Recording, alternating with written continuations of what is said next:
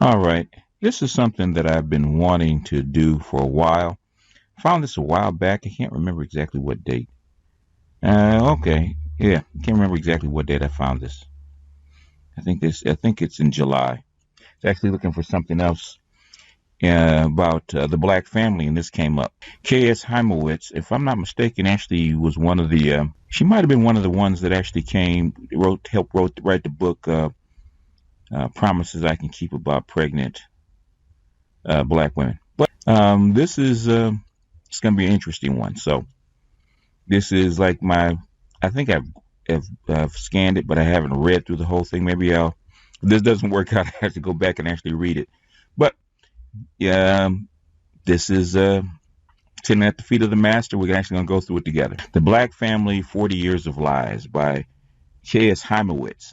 Rejecting the Monahan report caused the untold needless misery. Read through the megazillion words on class, income, mobility, and poverty in the recent New York Times series Class Matters, and you still won't grasp two of the most basic truths on this subject. Entrenched multi-generational poverty is still largely black, and it is intricately intertwined with the collapse of the nuclear family in the inner city.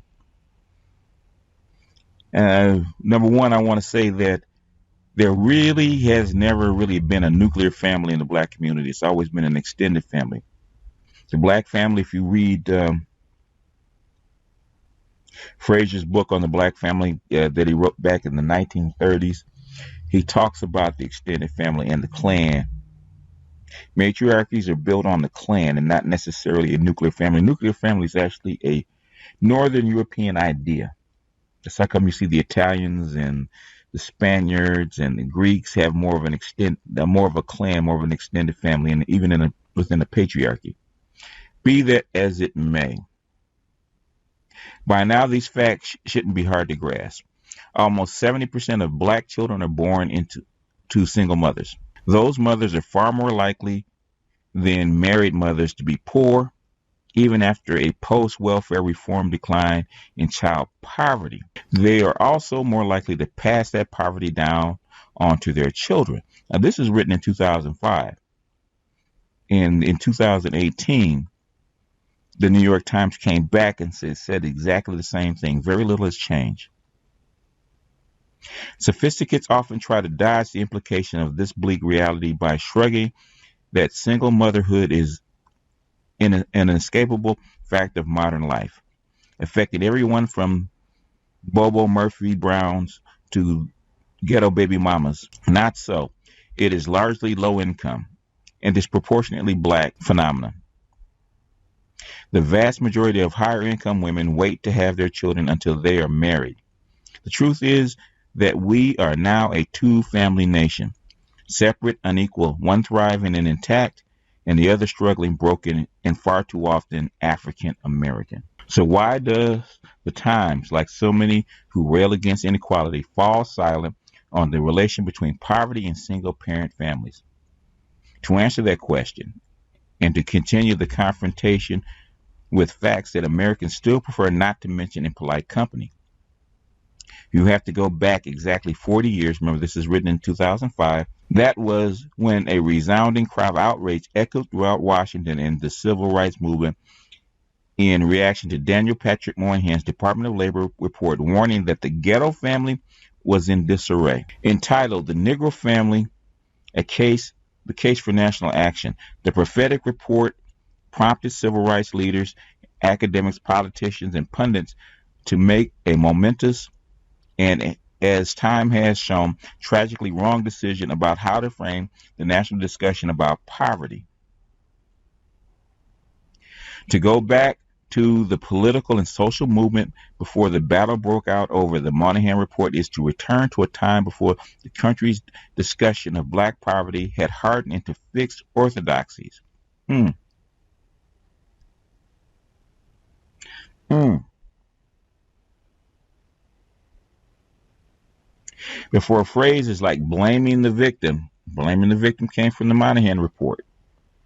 Self-esteem, out of wedlock child rearing. The term at the time was illegitimacy. and even teen pregnancy had become current. While solving the black family problem seemed an immense political challenge as a conceptual matter, it didn't seem like rocket science. And most analysts assumed that once the nation removed the discriminatory legal barriers and expanded employment opportunities, blacks would advance just as poor immigrants had. In fact, Moynihan compared the black family to immigrants in the late 19th century and even the early 20th century. Conditions for testing that proposition looked good. Between the 1954 Brown decision and the Civil Rights Act of 1964, legal racism had been dismantled, and the economy was humming along. In the first 5 years of the 60s, the economy generated 7 million jobs. Yet those familiar with what was called the Negro problem, here we go, remember, that's why I named it that. In fact, my series is called The Negro Problem. We're getting nervous. About half of all blacks had moved into the middle class by the mid-60s, but now progress seemed to be stalling. The rise in black income relative to that of whites steadily throughout the 50s was sputtering to a halt. More blacks were out of work in 1964 than in 1954. Most alarming, after rioting in Harlem and Paterson, New Jersey in 1964, the problems of the northern ghettos suddenly seemed more intractable than those of the George Wallace South. Moynihan, then Assistant Secretary of Labor and one of a new class of government social scientists, was among the worriers. He had puzzled over his charts. One in particular caught his eye. Instead of rates of black male unemployment and welfare enrollment running parallel as they had in 1962, they started to diverge in a way that would become to be called Moynihan's scissors. Remember, we talked about Moynihan. I always talk about Moynihan's scissors. In the past, policymakers had assumed that if the male heads of household had jobs, women and children would be provided for. This no longer seemed true.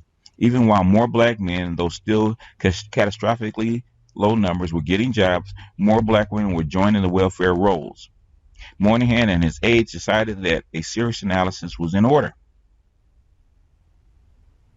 Convinced that the Negro Revolution, a movement for equality as well as for liberty, was now at risk, Moynihan wanted to make several arguments in his report.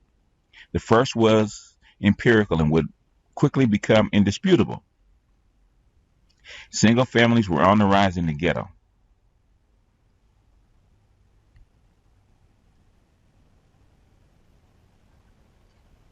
But other points were more speculative and sparked a partisan dispute that has lasted to this day. Moynihan argued that the rise in single mother families was not due to a lack of jobs, but rather to a destructive vein in ghetto culture that could be traced back to slavery and Jim Crow discrimination. We just talked about that in Fraser's book. We were just talking about that in Fraser's book when we talked about the formation of the family coming out of really out of slavery. As he said, you could trace it back. You could actually trace the culture back to slavery. Though black sociologist E. Franklin Fraser had already introduced the idea in the 1930s, Moynihan's argument defied conventional social science wisdom. As he wrote later, the work began in the most orthodox setting, the U.S. Department of Labor, to establish at some level of statistical conciseness.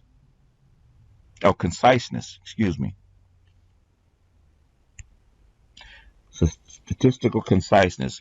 What everyone knew, that economic conditions determine social conditions. Whereupon it turned out that what everyone knew was evidently not so. In other words, what works for white folks doesn't necessarily work for black folks. I've been saying that for quite a while.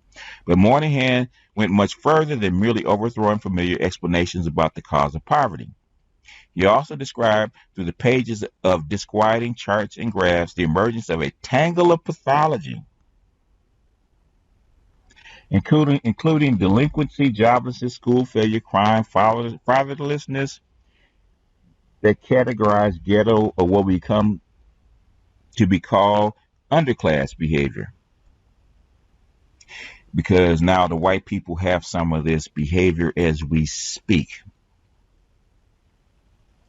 Moynihan may have borrowed the term pathology from Kenneth Clark's The Dark Ghetto, also published that year. But as both a descendant and a scholar of what he called the wild Irish slums, he had written a chapter on the poor Irish in the classic Beyond the Melting Pot. The Assistant Secretary of Labor was no stranger to ghetto self-destruction. He knew the dangers it posed to the basic socializing unit of the family. He suspected that the risks were magnified in the case of blacks since their matriarchal family had the effect of abandoning men and leaving them adrift and alienated. Woo! Woo! This is a white woman writing this shit. Ain't no black man. The white woman writing this shit. Kay Heimowitz is not black, okay? White Jewish woman. More than most social scientists, Moynihan, steeped in history and anthropology, understood what families do. They shape their children's character and ability. He wrote, by and large, adult conduct in society is learned as a child. What children learned in the disorganized homes of the ghetto, as he described, through his forest of graphs, was that adults do not finish school, get jobs, or in case of men, ooh, look at this. Cynthia G, are you hearing me? Can I get a witness in? Can I get a fucking witness? Look at this. Read this again.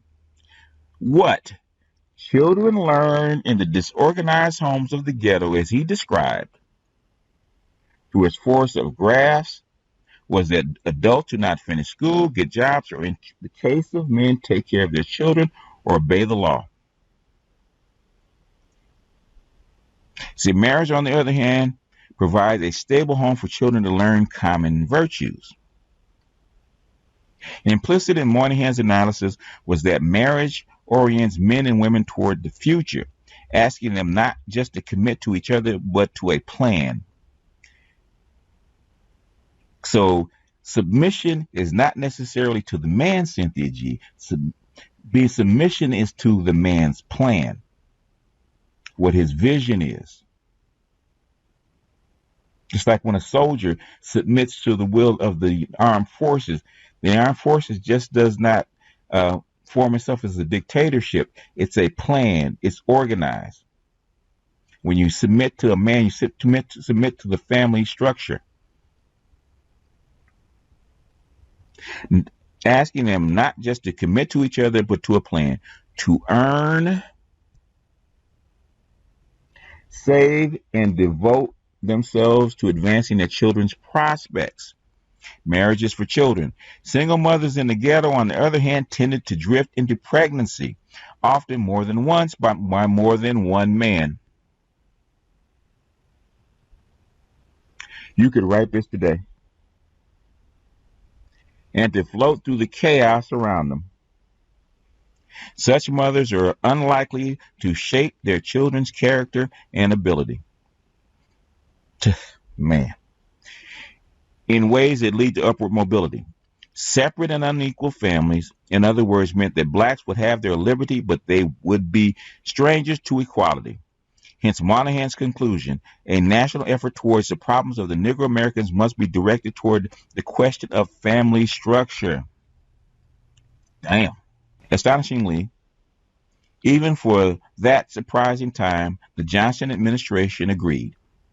Prompted by Moynihan's still unpublished study, Johnson delivered a speech at the Howard University commencement that called for the next and more profound stage of the battle for civil rights.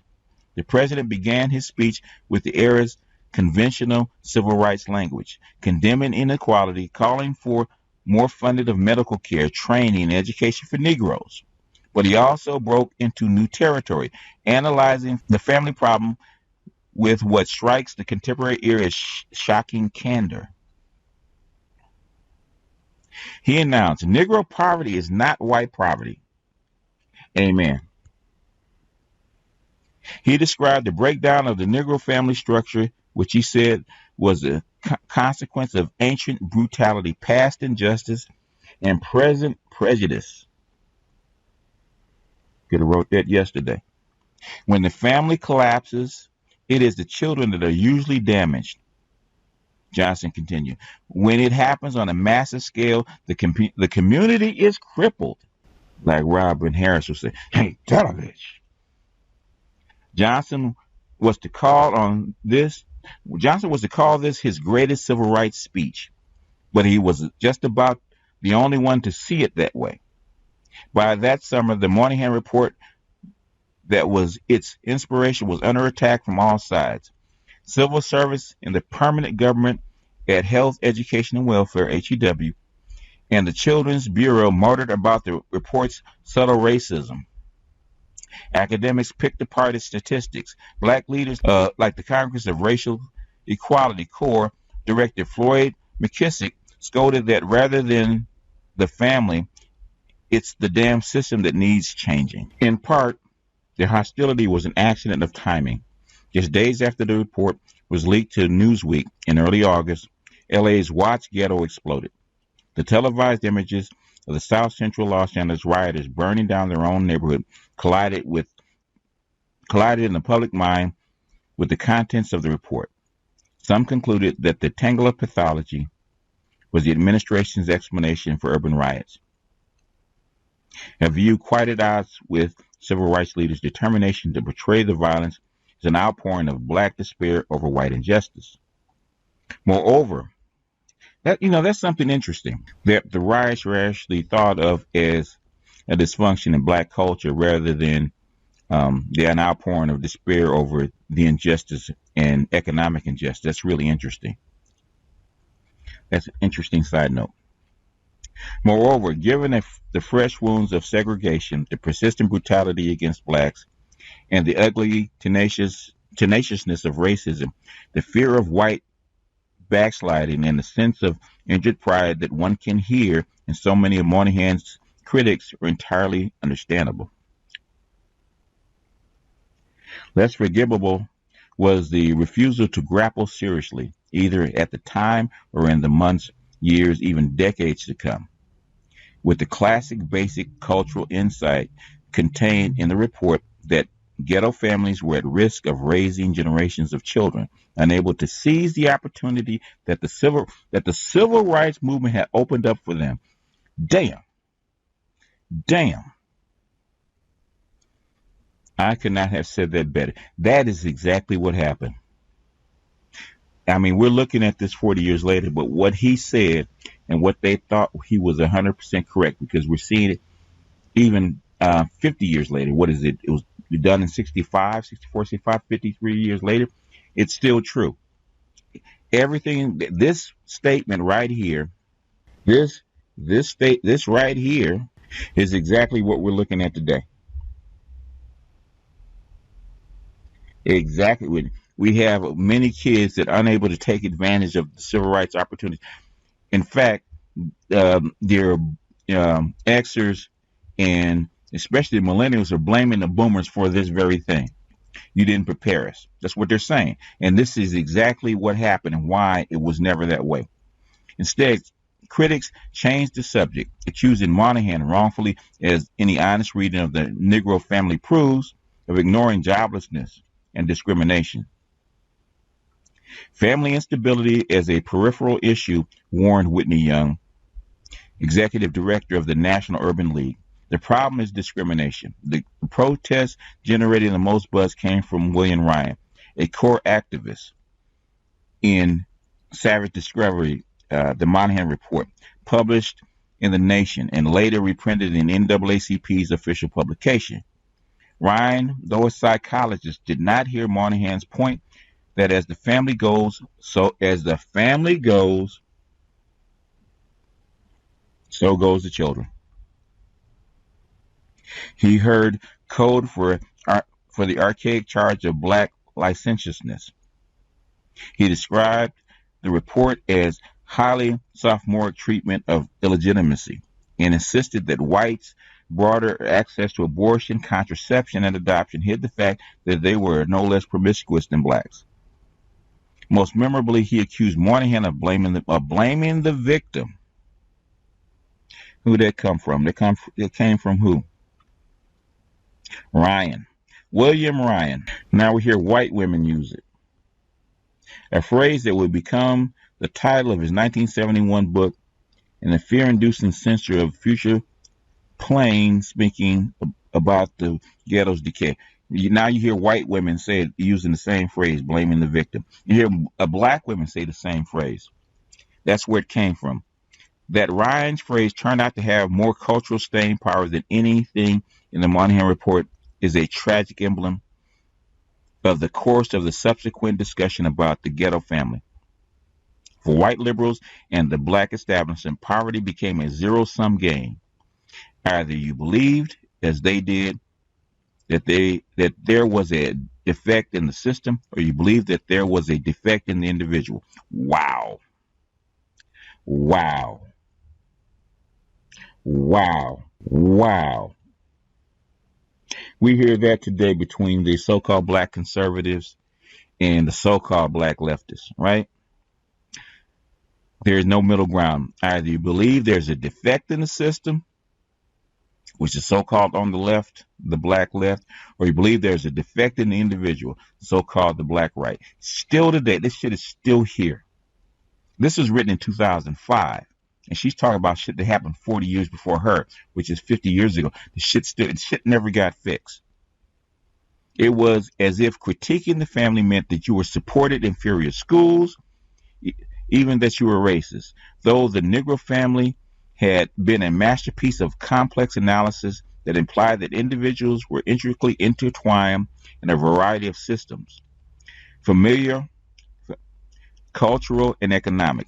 It gave birth to a hardened either-or politics from which the country has barely recovered. By autumn, when a White House conference on civil rights took place, the Moynihan Report, initially planned as the centerpiece, had been disappeared. Johnson himself, having just introduced a large numbers of ground troops into Vietnam, went mum on the subject, steering clear of the word family in the next State of the Union message. This was a moment when the nation had the resources, the leadership. The president had been overwhelmingly elected, and he had the largest majorities in the House and Senate since the New Deal, and the will to make a total commitment to the cause of Negro equality. Moynihan lamented in a 1967 postmortem of his report in commentary. Instead, he declared the nation had disastrously decided to punt on Johnson's next and more profound stage in the battle for civil rights. The issue of the Negro family was dead. They killed the baby in the crib. You're hearing that, millennials. Well, not exactly. Over the next 15 years, the black family question actually became a growth industry inside academia, the foundations, and the government. But it wasn't the same family that had worried Moynihan, and that in the real world continued to self-destruct at unprecedented rates. Scholars invented fantasy family, strong, healthy, a poor man's Brady Bunch, whose function was not to reflect truth, but to soothe injured black self-esteem and bolster the emergency. Oh, this is good. Oh, this is good. Reflect the truth, but to soothe injured black self-esteem and to bolster emerging feminist critique of male privilege, bourgeois individualism, and the nuclear family. The literature of this period was so evasive, so implausible, so far removed from what was really unfolding in the ghetto that if you didn't know better, you might conclude that people actually wanted to keep the black family separate and unequal. Remember Good Times. Consider one of the first books out of the gate, Black Families in White America by Andrew Billingsley, published in 1968 and still referred to as seminal. Unlike Moynihan and others, we do not view the Negro as a casual nexus in a tangle of pathologies which feeds upon itself, he declared. The Negro family is, in our view, an absorbing, adaptive, and amazingly resilient mechanism for the socialization of its children and the civilization of its society. Pay no attention to the 25% of poor ghetto families, Billingsley urged. Think instead about the 75% of middle-class families, though Moynihan had made a special point of exempting them from his report. Other Black Pride-inspired scholars looked at female-headed families and declared them authentically African, and therefore a good thing. In a related vein, Carol Stack published All I Can, a 1974 Hugh-funded study of families in a Midwestern ghetto with many multi-generational family ghetto with multi-generational female households. In an implicit criticism of American individualism, Stack depicted the Flats, as she dubbed her setting, as a vibrant, cooperative urban village where mutual aid, including from sons, brothers, and uncles, who provided financial support and strong role models for children, created a tenacious, active, lifelong network. That's what they're talking about, a village. In fact, some scholars continue maybe the nuclear family was just a toxic white hang-up anyway.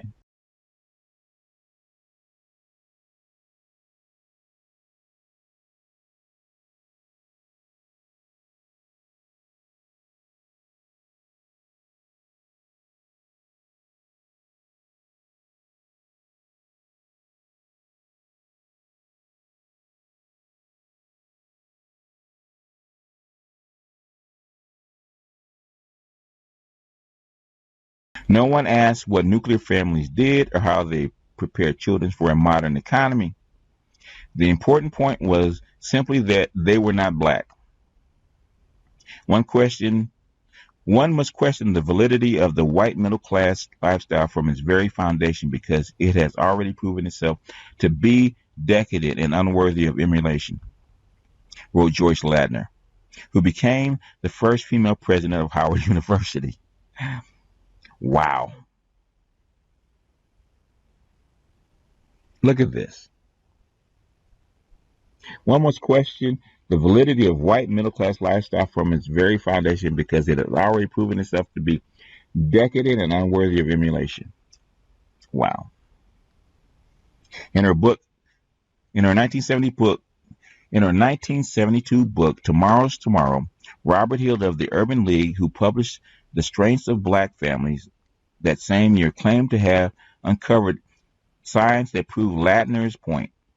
Research studies have revealed that many one-parent families are more intact look at this shit. Research studies have revealed that many one-parent families are more intact or cohesive than many two-parent families. Data on child abuse, battered wives, and runaway children indicate higher rates amongst two-parent families in suburban areas than one-parent families in inner-city communities. That science, needless to say, was as reliable as a deadbeat dad, and we know that for sure. That was being written in the 70s. It was Black folks killing their own. Sometimes, man. Feminists similarly fixated on overturning the oppressive ideal of the nuclear family. Also welcomed this dubious scholarship, convinced that marriage was the main arena of male privilege. We still hear that today. Feminists projected onto the struggling single mother an image of the oh my God. I told you.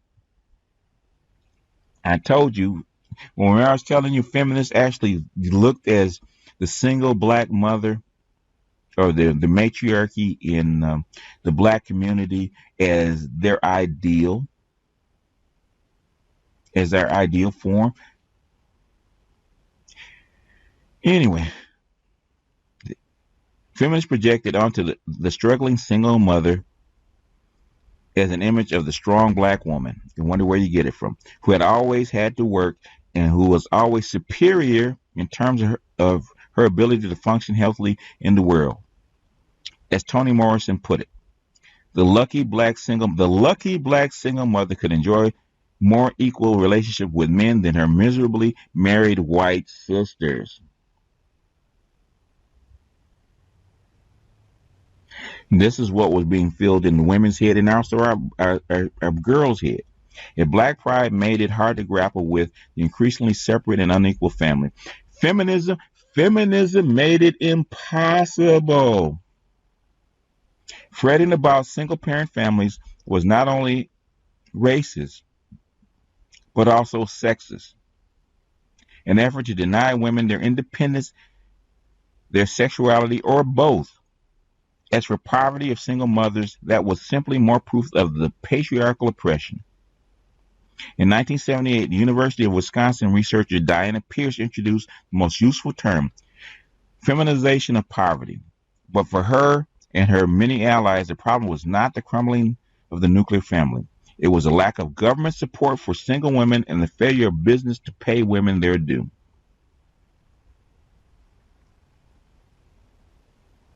Good article.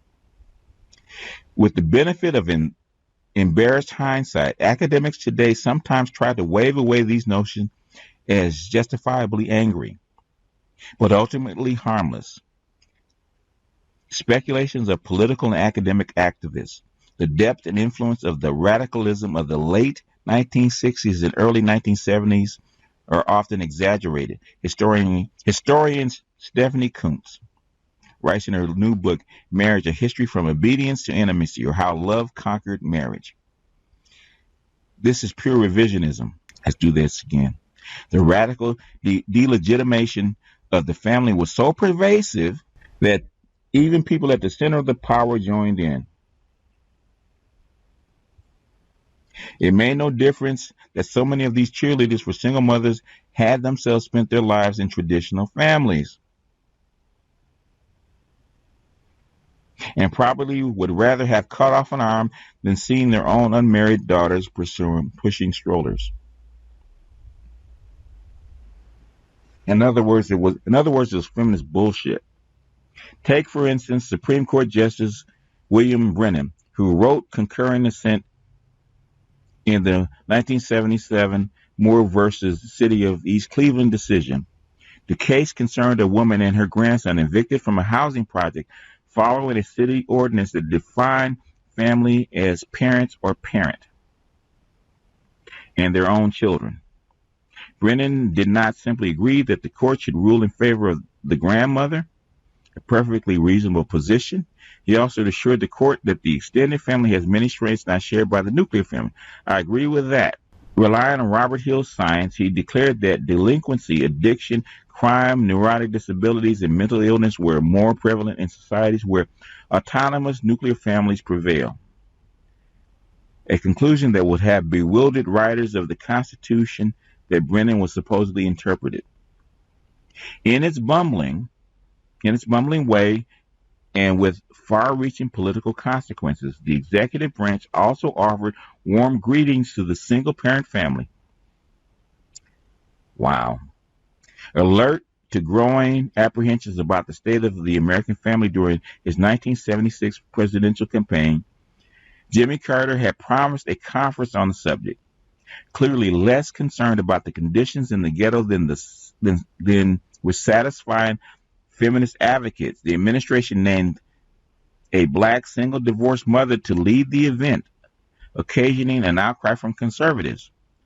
By 1980, when they finally convened after numerous postponements, the White House Conference on the Family had morphed into the White House Conference on Families, a signal that all family forms were equal. Wow.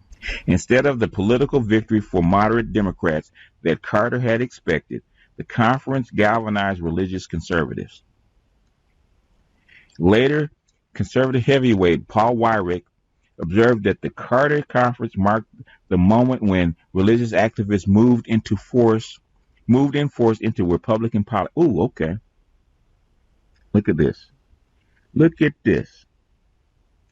Paul Weyrich observed that the Carter Conference marked the moment when religious activists moved enforced into Republican politics. Doubtless, they were also more energized by their own issues of feminism and gay rights than by what was happening in the ghetto, but their new rallying cry of family values nonetheless became a political dividing line, with unhappy fallout for liberals for years to come. Meanwhile, the partisans of single motherhood got a perfect chance to test their theories, since the urban ghettos were fast turning into nuclear family free zones. Indeed, by 1980, 15 years after the Negro family, the out-of-wedlock birth rate among blacks had more than doubled to 56%. In the ghetto, that number was considerably higher, as high as 66% in New York City. Many experts comforted themselves by pointing out that white mothers were also beginning to forego marriage. But the truth was that only 9% of white births occurred out of wedlock. And how was the black single-parent family doing? It would be fair to say that it had not been exhibiting the strengths of the kinship networks. According to numbers crunched by Moynihan and the economist Paul Offner of the black children born between 1967 and 1969, 72% received aid to families with dependent children before the age of 18. School dropout rates, delinquency, and crime among the other dysfunctions in the Moynihan. School dropouts rates, delinquency, and crime among the other dysfunctions that Moynihan had warned about were rising in the cities. In short, the 15 years since the report was written had witnessed both the birth of millions of fatherless babies and the entrenchment of an underclass.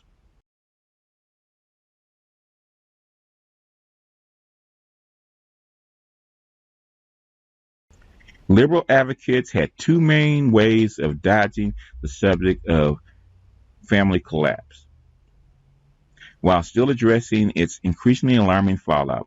The first, largely the creation of Marion Wright Edelman, who in 1973 founded the Children's Defense Fund, was to talk about children not as the offspring of individual mothers and fathers responsible for rearing them, but as an oppressed class living in generic, never to be analyzed families. Framing the problem of ghetto children in this way, CDF was able to mount a powerful case for a host of services, from prenatal care to daycare to housing subsidies, in the name of children's developmental needs, which did not seem to include either a stable domestic life or, for that matter, fathers. Advocates like Edelman might not have viewed the collapsing ghetto family as a welcome occurrence, but they treated it as a kind of as a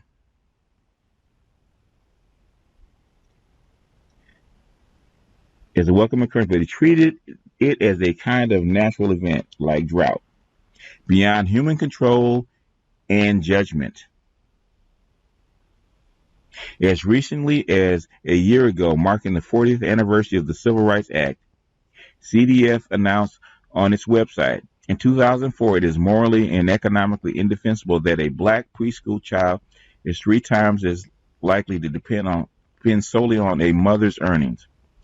This may strike many as a pretty good argument for addressing the prevalence of black single mother families, but in CDF speak, it is a case for federal natural disaster relief. The Children's Defense Fund was only the best-known child advocacy group to impose a gag rule on the role of fatherless families in the plight of its putative constituents.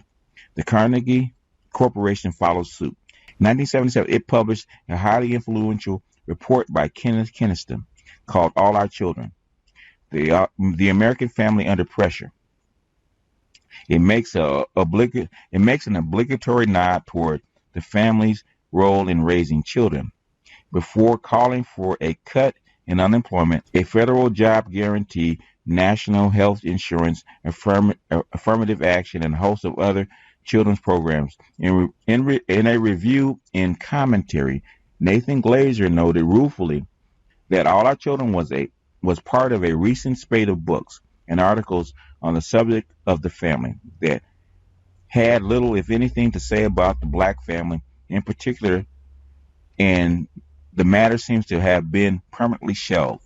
For that silence, children advocates deserve much of the credit or blame. The second way not to talk about what was happening to the ghetto family was to talk instead about teen pregnancy. In 1976, the Alan Guttmacher Institute, Planned Parenthood's research arm, I didn't know that, published 11 million teenagers. What can be done about the epidemic of adolescent pregnancy in the United States? It was a report that launched 1,000 programs.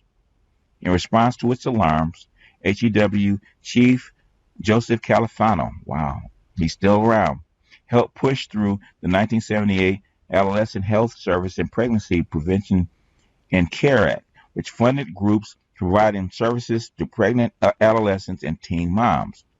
Nonprofits included the Center for Population Options, now called Advocates for Youth, climbed on the bandwagon. The Ford and Robert Wood Johnson Foundations showered dollars on organizations that ran school-based health clinics. The Charles Stewart Mott Foundation set up the Too Early Childbearing Network. Annie E. Casey Foundation sponsored a community strategy for reaching sexually active adolescents. The Carnegie, Ford, and William T. Grant Foundations all started demonstration programs. Wow, it's a lot of money. There was just one small problem. There was no epidemic of teen pregnancy. Wow. There was an out-of-wedlock teen pregnancy epidemic. Teenagers had gotten pregnant at even higher rates in the past. The numbers had reached their zenith in the 1950s, and the 11 million teenagers cited in the Guttmacher report had actually represented a decline in the rate of pregnant teens. Back in the day, however, when they found out they were pregnant, girls had either gotten married, I was just saying that, or given up their babies for adoption. Not this generation. They were used to seeing children grow up without fathers, and they felt no shame about arriving in a maternity ward with no rings on their fingers, even at 15. In the middle-class mind, however, no sane girl will want to have a baby at 15. Not that experts mouthing rhetoric about the oppressive patriarchal family would admit that there was anything wrong with that. That middle-class outlook, combined with post-Mclanahan mendacity about the growing disconnect between ghetto childbearing and marriage, and led the policy elites to frame what was really the broad cultural problem of separate and unequal families as a simple lack of reproductive services. Ergo, girls at risk must need sex and education and contraceptive services. But the truth was that the underclass girls often wanted to have babies. Wow. They didn't see it as a problem that they were young and unmarried. Man. They did not follow the middle class life script that read protracted adolescence, college, first job, marriage, and only then children. They did not share the belief that children needed mature, educated mothers who would make their youngsters' development the center of their lives. Access to birth control couldn't change any of that. At any rate, and we'll look at this again. Access to birth control couldn't change any of that because it's culture. It's culture, it's culture, it's culture. At any rate, failing to define the problem accurately, advocates were in no position to find the solution. Teen pregnancy not only failed to go down, despite all the public attention, the tens of millions of dollars and the birth control pills that were thrown its way, it went up. Wow. Peaking in 1990 at 117 pregnancies per 1,000 teenage girls, up from 105 per 1,000 in 1978, when the Guttmacher report was published. About 80% of those young girls who became mothers were single, and the vast majority would be poor. In other words, what works for middle-class white people does not work for who? Does not work for black people. Throughout the 1980s, the inner city and the black family continued to unravel. Child poverty stayed close to 20%, hitting a high of 22.7% in 1993. Welfare dependency continued to rise, soaring from 2 million families in 1970 to 5 million by 1995. That's why come Bill Clinton came in and undid all that shit. But he put it on the backs of the fathers. By 1990, 65% of all black children were being born to unmarried women. In ghetto communities like Central Harlem, the number was closer to 80%.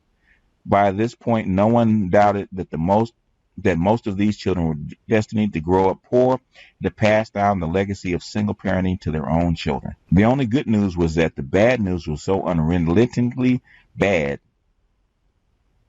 that the usual bromides and evasions could no longer hold. Something had to shake up what amounted to an ideological paralysis, and that something came from conservatives. Three thinkers in particular: Charles Murray, Lawrence Mead, and Thomas Sowell. Though they did not always write directly about the black family, they effectively changed the conversation about it. I don't agree with that, but anyway. First, they did not flinch from the blunt language in describing the wreckage of the inner city. Unafraid of the accusations of racism and victim blaming that came their way. Second, they pointed at the welfare policies of the 1960s, not racism or lack of jobs or the legacy of slavery, as the cause of inner city dysfunction. And in so doing, they made the welfare mother the public symbol of the ghetto ills. Murray in particular argued that welfare money provided a disincentive for marriage, and while his theory may have overstated the role of economics, it's worth noting that he was probably the first to grasp that the country was turning into a nation of separate and unequal families. And third, they believed that the poor would have to change their behavior instead of waiting for Washington to end poverty, as liberals seem to be saying. By the early 1980s, the media had also woken up to the ruins of the ghetto family and brought about the return of the repressed Mclanahan report, declaring Mclanahan prophetic. Ken Eluetta, in his 1982 The Underclass, proclaimed that one cannot talk about poverty in America or about the underclass without talking about the weakening family structure of the poor. Both the Baltimore Sun and the New York Times ran series on the black family in 1983, followed by 1985 Newsweek article called Mclanahan, I Told You So, and a 1986 CBS documentary, The Vanishing Black Family, produced by Bill Moyers. It's something we've seen over and over again. A one-time aide to Lyndon Johnson, who had supported the Mclanahan report. The most symbolic moment came when Mclanahan himself gave Harvard's prestigious Godkin lectures in 1985 in commemoration of the 20th anniversary of the Negro family. For the most part, liberals were having none of it. They piled on Murray's 1984 losing ground, ignored Mead and Sowell, and excoriated the word underclass, which they painted as a recycled pseudoscientific version of the tangle of pathology. But there were two important exceptions to this long list of deniers. First was William Julius Wilson. In his 1987 The Truly Disadvantaged, Wilson chastised liberals for being confused and defensive, failing to engage the social pathologies of the ghetto. The average poor child today appears to be in the midst of a poverty spell which will last for almost 2 decades. And try 3. He warned liberals have to propose thoughtful explanations for the rise in inner city dislocations. Ironically, though Wilson's own mismatch theory for the family breakdown, which hypothesized that the movement of low-skilled jobs out of the cities has sharply reduced the number of marriageable black men, had the effect of extending liberal defensiveness about the damaged ghetto family. After all, poor single mothers are only adapting to economic conditions. How could they do otherwise? The research of another social scientist, Sarah Mclanahan, was not so easily rationalized, however.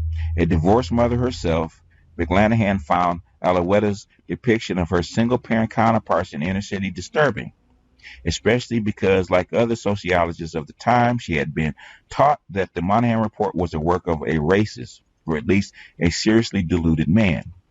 But when she surveyed the science available on the subject, read that again, she realized that the research was so sparse that no one knew for sure how the children of single mothers were faring. Over the next decade, Mclanahan analyzed whatever numbers she could find and discovered that, lo and behold, the children in single-parent homes were not doing as well as children from two-parent homes on a wide variety of measures, from income to school performance to teen pregnancy. Throughout the late 80s and early 90s, Mclanahan presented her emerging findings over protests from feminists and the Children's Defense Fund. Finally, in 1994, she published with Gary Sandifer, Growing Up with a Single Parent. Mclanahan's research shocked social scientists into re-examining the problem they had presumed was not a problem. It was a turning point. One by one, the top family researchers gradually came around, concluding that Mclanahan, perhaps even Moynihan, was right. By the early 1990s, when the ghetto was at its nadir, public opinion had clearly turned. No one was more attuned to this shift than triangulator Bill Clinton, who made the family a centerpiece of his domestic policy.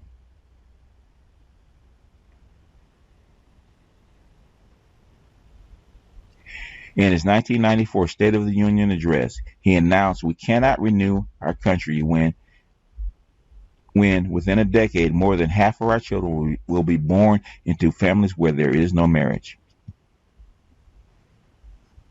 And in 1996, despite howls of indignation, including from members of his own administration, and mystifyingly from Moynihan himself, he signed a welfare reform bill that he had twice vetoed, that included among its goals increasing the number of children living with their two married parents. So, have we reached the end of the Moynihan Report saga? That would be vastly overstating matters. Remember, 70% of black children are still born to unmarried mothers. After all that ghetto dwellers have been through, why are so many people still unwilling to call this the calamity that it is? By now, and the National Association of Social Workers continue to see marriage as a potential source of female. Really? Okay, both now and the National Association of Social Workers continue to see marriage as a potential source of female oppression. The Children's Defense Fund still won't touch the subject. Hip-hop culture glamorizes ghetto life.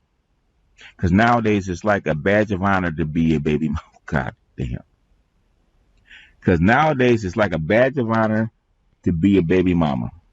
Go the words to the current hit Baby Mama, which young ghetto mothers view as their anthem. Seriously complicating the issue is the push for gay marriage, which dismissed the formula children grow up with their own married parents as a form of discrimination. And then there's the American penchant for each to his own libertarianism. In opinion polls, a substantial majority of young people say that having a child outside of marriage is okay. Though judging from their behavior, they seem to mean that it's okay, not for them, but for other people. Middle and upper class Americans still act as if they know that marriage provides a structure that protects children's development. If only they were willing to admit it to their fellow citizens. And I know that's what we call academic bullshit. All told, the nation is at a cultural inflection point that portends change. Though they always caution that marriage is not a panacea, social scientists almost uniformly accept the research that confirms the benefits for children growing up with their own married parents. Welfare reform and a tougher child support regulation have reinforced the message of personal responsibility for one's children. The Bush administration unabashedly uses the word marriage in its welfare policies. There are even raw numbers to support that the case for optimism teen pregnancy, which has finally started to decline in the mid-90s in response to a crisper teen pregnancy is bad idea cultural message, is now at its lowest rate ever. And finally, in the ghetto itself, there is a growing feeling that mother-only families don't work. That's why people are lining up to see an aging comedian as he voices some not-so-funny opinions about their own parenting. That's why so many young men are vowing to be the fathers they never had. That's why there has been an uptick, albeit small, in the number of black children living with their married parents. If change is really in the air, it takes 40 years to get here. 40 years of inner city misery for the country to reach a point at which it fully signed on to the lesson of Moynihan's report. Yes, it's better later than never, but you could forgive lost generations of ghetto men, women, and children if they found it cold comfort. And that is by Kay Heimowitz. That is by Kay Heimowitz. This is in 2005, folks. This is 40 years after the Moynihan report. I've been sitting on this for a minute, and I decided, you know what? I was reading it, and I said, it's time for me to put this into action. The Black Family, 40 Years of Lies.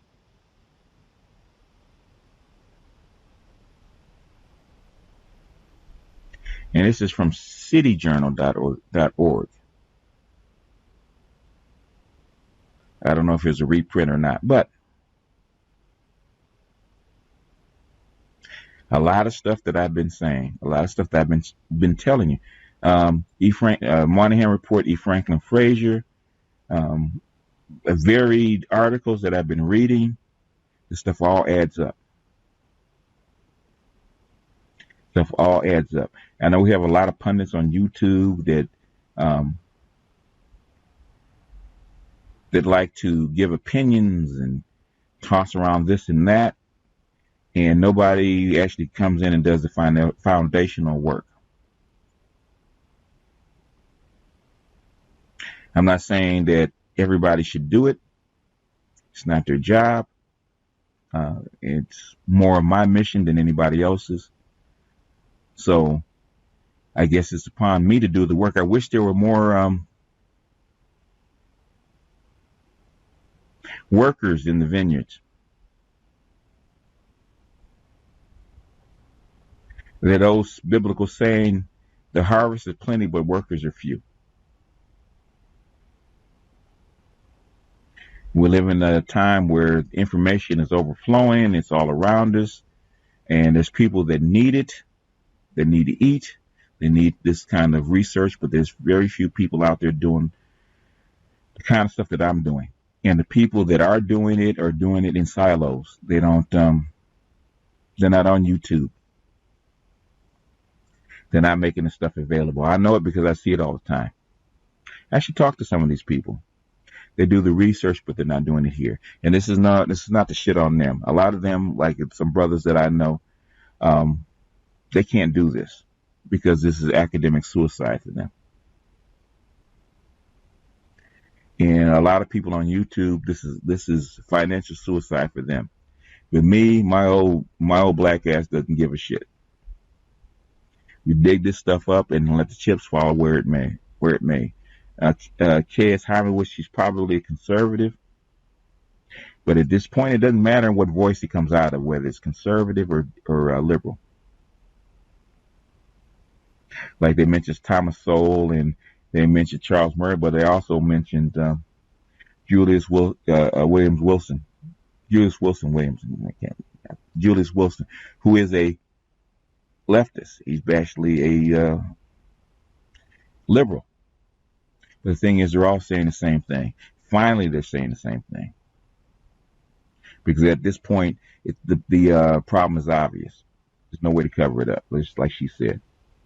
Especially in 2018 when they're getting ready to cut the social safety net.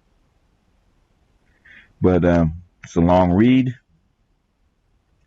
I'm going to try to make this stuff listenable because when you read a lot of this kind of stuff, it kind of start tripping over your words. And I probably should have cut it up and divided it into more palatable portions, like 15 minutes apiece, but I did not, and that's the way it is. So forgive my trips and slips. If one can do it better, I'd appreciate their input, but it is what it is. That's all I got on this one. I'm not going to give too much of a ramble. I may come back to it and talk about it. But for now, this is BGS out, and I will see you guys on the next one.